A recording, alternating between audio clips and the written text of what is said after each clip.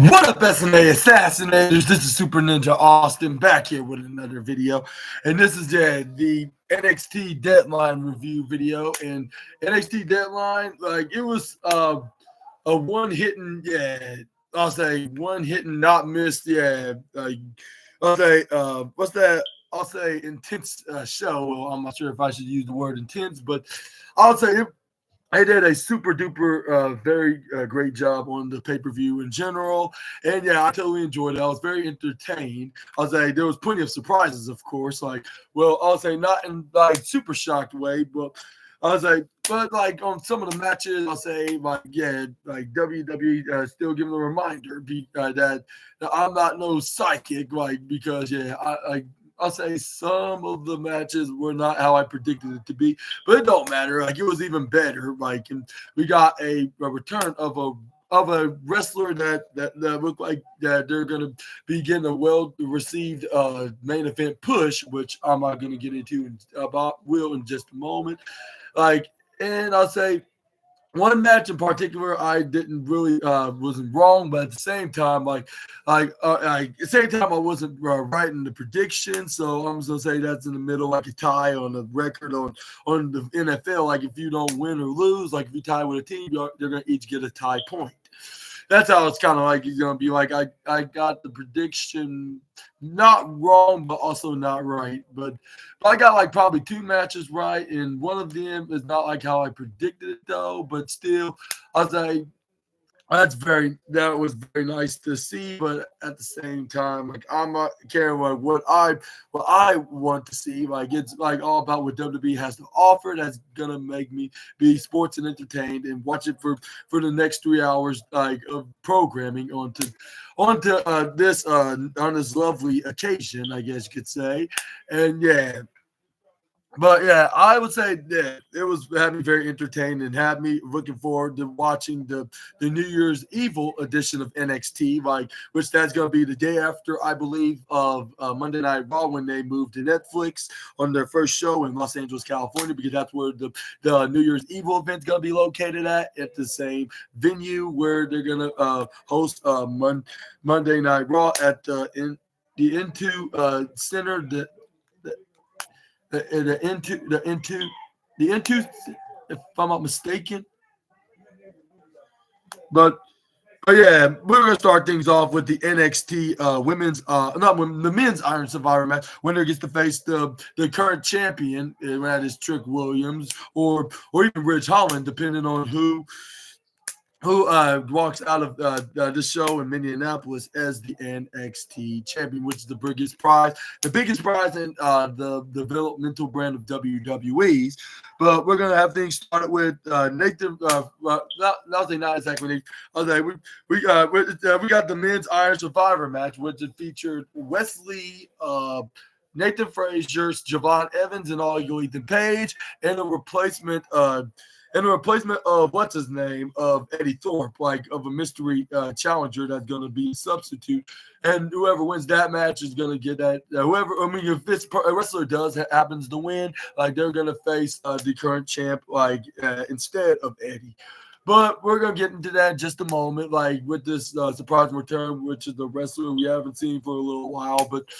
Which too bad wasn't Hakaleo, like which it wasn't. It seems like it's probably not going to be happening until like between like this coming Tuesday to maybe maybe until next month at the New Year's Evil show. But we're gonna have things start off with, I believe, was Javon Evans, and who was it? Was it I believe it was Wesley, if I'm not mistaken. Yeah, it was. Yeah, the young OG and former North American and tag team champion.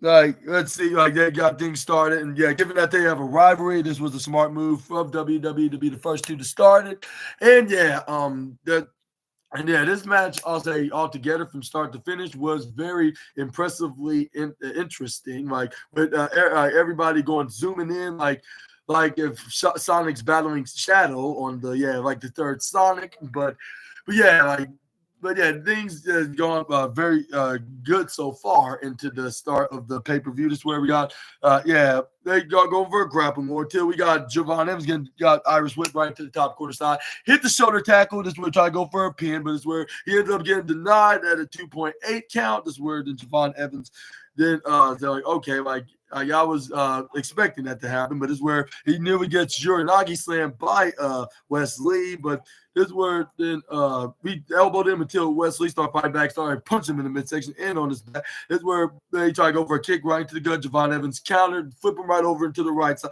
This is where he tried to run, try to go for a splash, but this is where we got what's his name, Wesley going for what they call what's that, like a maneuver, like a power suplex maneuver, like of some sort. Is where we got Wes. This is where Wesley then going for like a running swanton to go for a pin, but this is where Javon then kicks out with a right shoulder up at 2.7. This is where then we got what's his name? And Wesley started hitting some right hands right into the back. This is where he starts spearing what's his name, or hitting the shoulder right into the midsection onto the young OG. This is where fans start chanting Wesley sucks, with everybody chanting for Javon Evans, like, let's go, Evans, Wesley sucks, which that they should, because given their roles in this feud and this match, and like in general, even if they are not in the rivalry, but this is where we got a spine buster from what's his name? What's his name? Wesley, when he saw that Javon Evans was struggling to counter, just would try to go for a pin, but he ends up getting denied with another kick out at 2.8. This is where we got Wesley hit a right hand in the stomach, but this is where we got Javon Evans hit a right hand right into the face, but this is where he got overpowered by Wesley with a couple of single axe handles. This is where he gets some sliding attic roundhouse kicks. This is where then we got the former North American champion then was continuing to do some heelish tactics to the young baby face. Pushes him right onto his back by tying his legs together, like we about to hit an arm stretch and to stomp his face first right to the ground, like kind of maneuver. But he started hitting some punches left, right, left, like if he's some kind of a super villain on a superhero, like a kid's superhero cartoon show. That's where then we got what's his name. Wesley tried to Irish whip what's his name, Javon Evans after that from the right side to the left side, but Javon Evans countered through him right to try nearly through him, but he's like, now I have a better idea. He's gonna sit there, take him right to the right side and show him a very cool trick, and that was the springboard Hurricane Rana. This is where he tried to go for a drop, but he ends up getting double stomped right to the back once he tried to get back up because Wesley was too quick for him. This is where we got the former North American champion didn't kick Wesley right out of the ring. This is where we got Wesley runs to the right side, hits a suicide dive right onto what's the name, Javon Evans. This is where Wesley's like, I got you down right here. He's like, now I need to throw you right back inside the ring. This is where fans start chanting like NXT.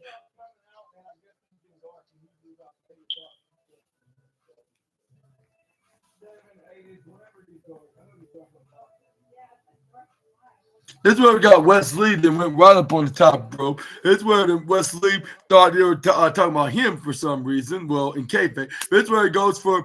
He nearly botched this maneuver, which was like a jumping. What's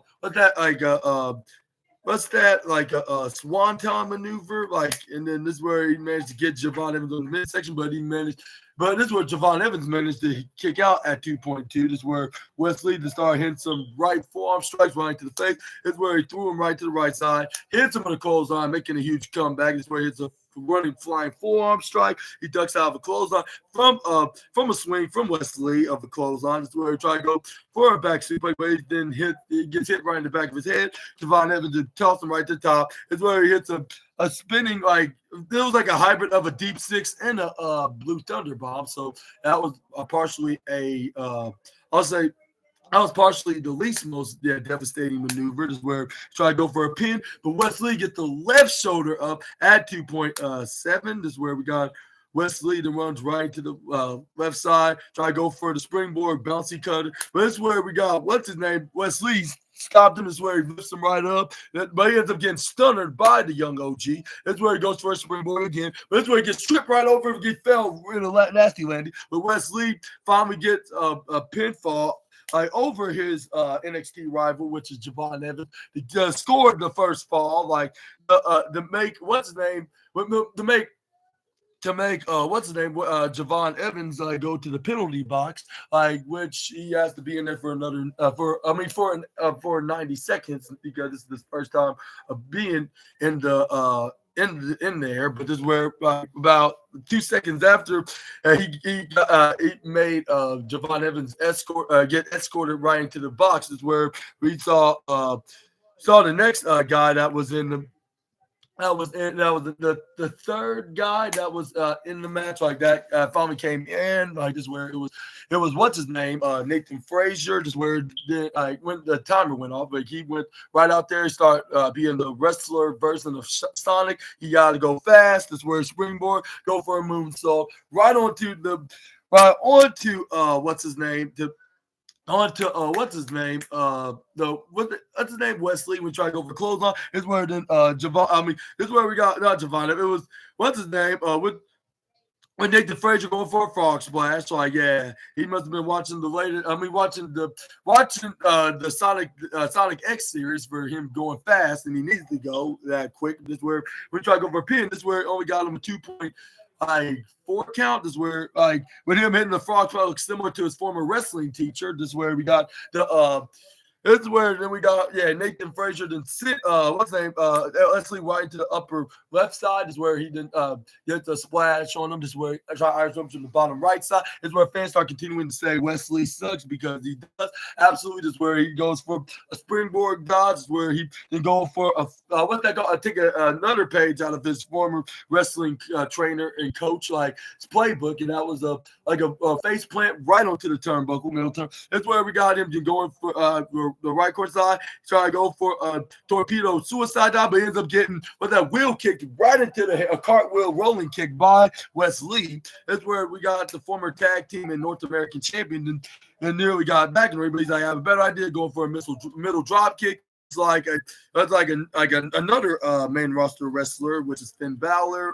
That's where I try to take him back in the ring, but this is where before he can even do so, this is where